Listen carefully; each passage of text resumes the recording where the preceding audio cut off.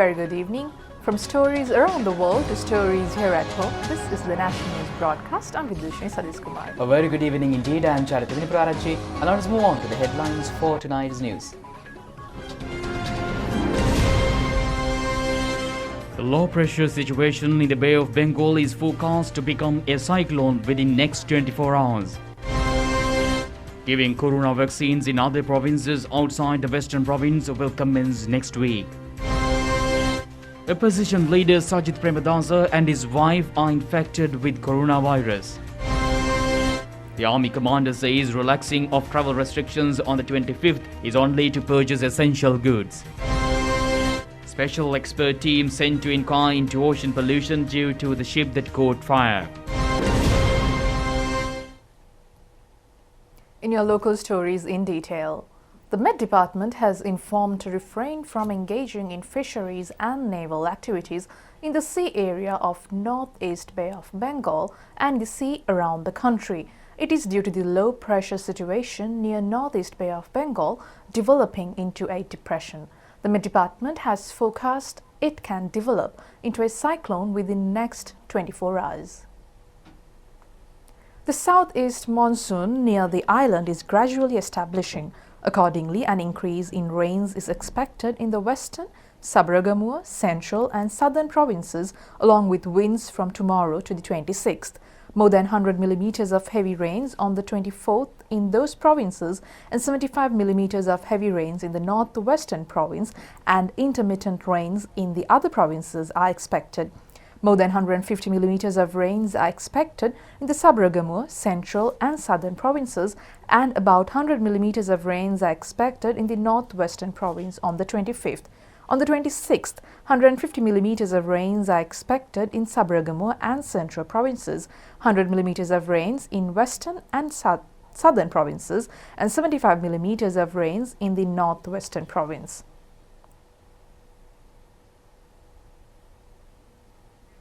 The wind speed across the island can be between 42 to 50 kilometers per hour.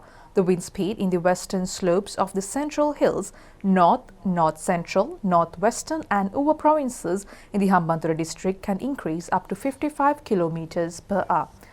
The garbage gathered near Vakvalla and Dodangoda bridges in Ginganga was removed today to prevent floods which could occur due to the present inclement weather condition. The Irrigation Department Rapid Deployment Squadron of the Galle Southern Navy Camp and Diving Unit personnel removed the garbage.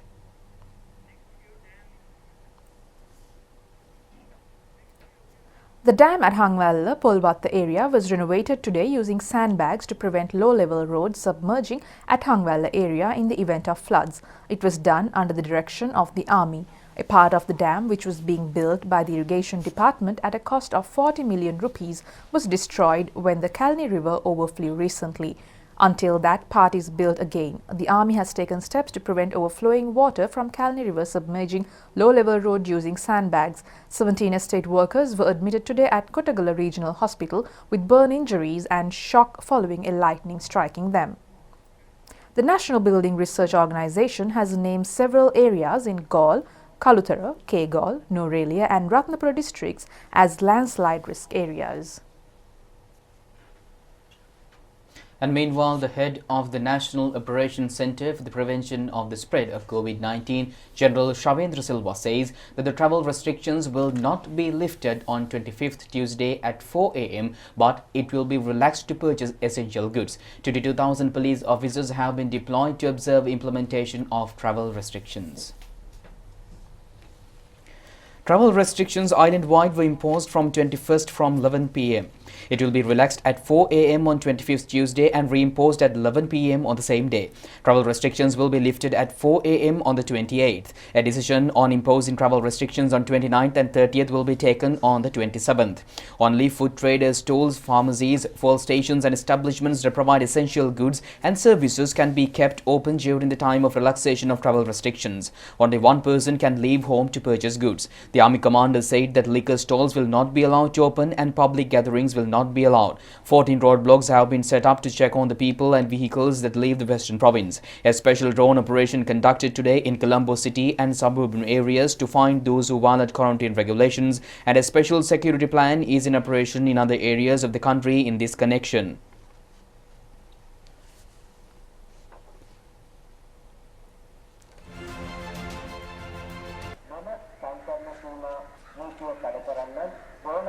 Police arrested a Netherlands national yesterday who stayed at a guest house in Potterville area violating quarantine regulations. After producing him before the Potterville court, police have been given permission to question him on detention orders.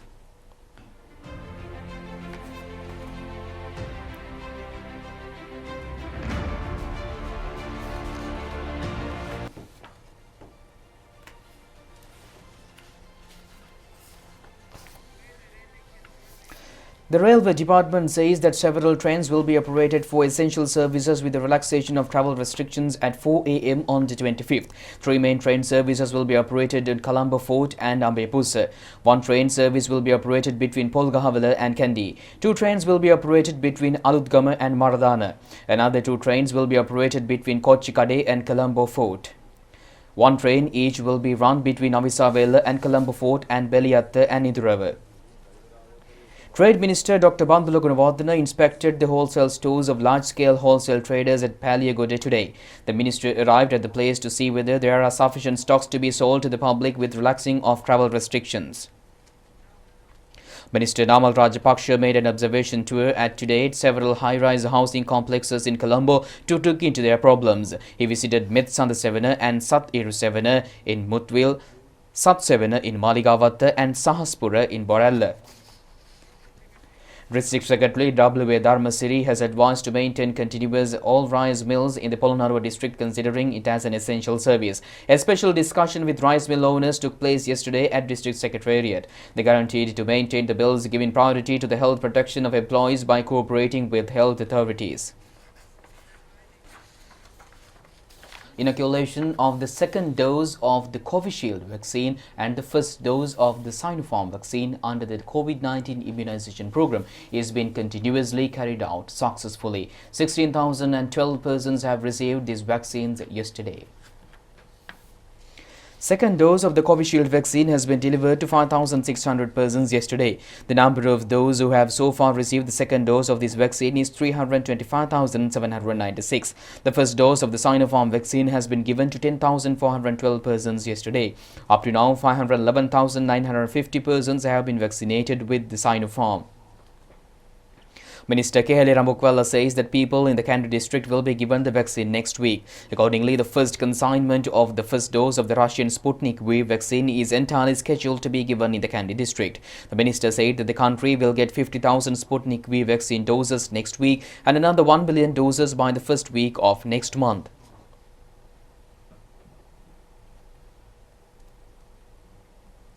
A total of 46 COVID-19 related deaths have been reported yesterday. The deaths have occurred from the 16th and the 22nd of this month. Out of this number, 20 victims were above the age of 71 years.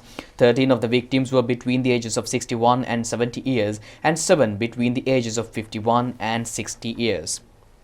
2 victims were between the ages of 41 and 50 years. The remaining victims were in the ages of 37 and 29 years. 2,254 COVID-19 patients were detected today. 1,612 fully recovered patients have left the hospitals today, and accordingly, the total recoveries in the country has increased up to 128,607. A total of 33,711 COVID-19 patients are still receiving treatments in hospitals. Opposition leader Sajith Premadasa and his wife have been infected with COVID-19. He has revealed that this by keeping a note in his Facebook page. Ms. Jalani Premadasa has been hospitalized due to symptoms and PCR tests have confirmed the illness. Accordingly, the opposition leader Sajith Premadasa has taken a PCR test and it has confirmed he has also been infected. Sergeant-at-Arms Narendra Fernando said that members of parliament who were in close contact with the opposition leader at the parliament complex will be informed to undergo PCR tests. He said that they will be identified by examining CCTV footage during the days which the parliament met.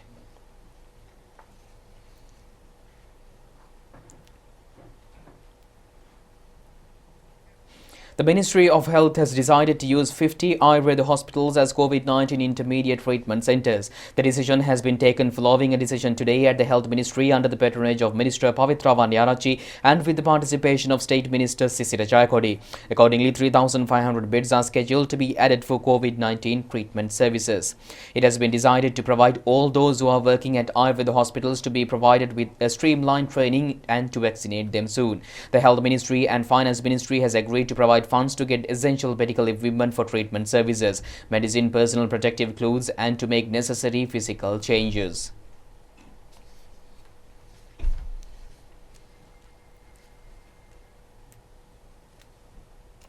The Army has taken steps to set up 20,000 beds and more than 112 new intermediate treatment centres island-wide within a short period of time. It is implemented under the supervision of Army Commander General Shavendra Silva.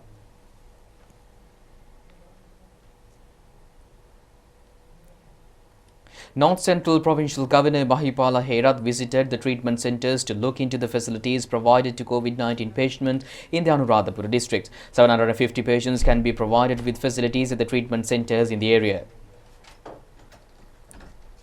State Minister Dr. Sudarshani Fernandes has said that a group of people using her name over social media and requesting support for a list of medical equipment is false and requested not to provide financial aid or medical equipment. She said that she has not made such a request. She has pointed out what is needed at this moment is not promoting names of persons or organizations but providing medical equipment according to the needs, and it is suitable to inquire about the need from the hospital to make the donations. She said that it is not necessary to use her name in this regard. She thanked various organizations and individuals for their contributions to the request to provide medical equipment to treat COVID-19 patients at hospitals. Introduction of Bathik Vesak Lantan for the devotees who celebrate the Vesak festival from their homes due to COVID pandemic took place recently. It was presented to Prime Minister Mahinda Rajapaksa by State Minister for Bathik, Handloom, Textiles and Local Apparels, Dayasiri Jayasekara. The creations introduced by the National Design Centre is a concept of State Minister Dayasiri Jayasekara. The program is implemented with the aim of creating a new trend for batik designs according to cultural traditions using local raw material. The Prime Minister appreciated the creation introduced for the devotees who celebrate the Vesak festival from their homes. And meanwhile, Sri Lanka Ports Authority says rescue operations on the ship that caught fire near the Colombo port are continuing. The Ports Authority and the tugboats of the company which owns the ship have joined efforts to douse the fire. Meanwhile, an expert team from Netherlands arrived in the country today to investigate the incident. MV Express Pearl ship which was sailing to Colombo port from India's Azira harbour caught fire on the 20th. The ship was on anchorage 9.5 nautical miles in the Northern Sea from the Colombo port. One of the containers with nitric acid in the ship had leaked and a toxic fume has been released after falling on the water. With that, the Ports Authority, the Navy and the Air Force took measures to control the fire. However, due to a reaction of the chemicals in the containers of the ship, a fire had erupted again.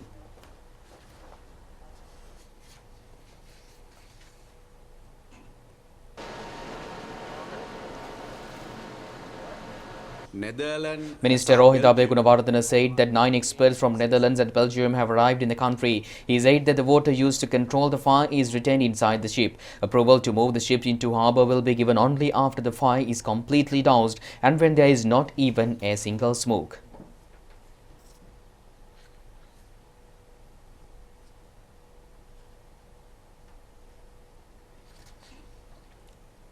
Ocean Environment Protection Authority sent a special team that the area today to look into a pollution caused to atmosphere and ocean due to the incident. කරනවා නම් වරාය ඇතුළට ගෙන්න ගන්න අනුමැතියක් ලබා දෙන්න. එහෙම නැතුව කිසිසේත් අපි මේ අවදානම ගන්නෙ නැහැ කියන එක විශේෂ අමාත්‍යවරයා හැටියට පැහැදිලිව කියනවා. Chairperson of the Ocean Environment Protection Authority, Darshini Laundipura, said that they are closely monitoring the damage to the ocean life, atmosphere and pollution. Further steps will be taken according to the observations. She said that they were able to take water samples yesterday and they have been sent for laboratory test. She added that decisions will be taken after monitoring air pollution.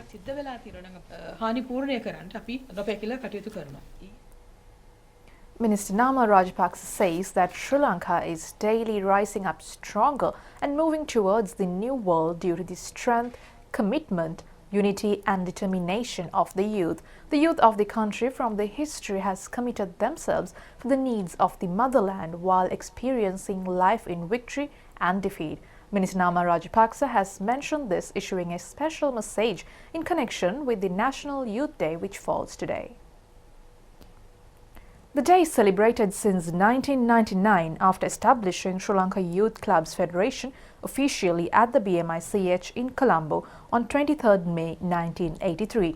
Minister Nama Rajapaksa in his message has said that youth lives were lost and covered in darkness in certain eras where values of youth generation was not recognized. The opportunity to shine the country's and oneself future can be obtained by giving space to knowledge during the most valuable time in life. He has emphasized that youth should come forward and accept the responsibility of the country. He has said that he was fortunate to be able to intervene to update their vision with the country's vision by listening to the views of the youth in the country.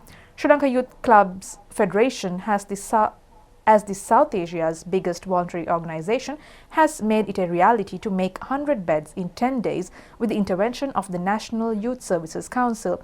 A national service to donate blood as a solution to the blood shortage in the country is underway. The National Youth Services Council has launched a dialogue program, Young Katha, to coincide with the Youth Day.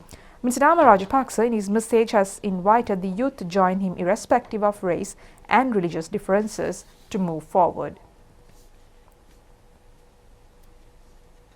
And the Vanni Security Forces headquarters and several state organizations are making efforts to rescue a tusker that has fallen into a mud pit and in a critical condition at Vaunia, Pudur area. Our reporter said that the tusker is stuck in the mud pit due to an injury in his leg. Vaunia District Secretary Aviz and Vanni Security Forces headquarters provided food to the tusker. Vaunia veterinary Dr. B. Giridharana said that the life of the tusker is in danger if he could not be taken out of the pit soon. Chief Prelate of Madhukanda Sri Dhanada Temple, Venerable Muethagamananda Thera said that the tusker in the mud pit for the last 15 days and wildlife officials have not taken steps to take him out of the pit. Meanwhile, a novice monk at Aludgama Kanda Vihara has saved a deer calf from dogs.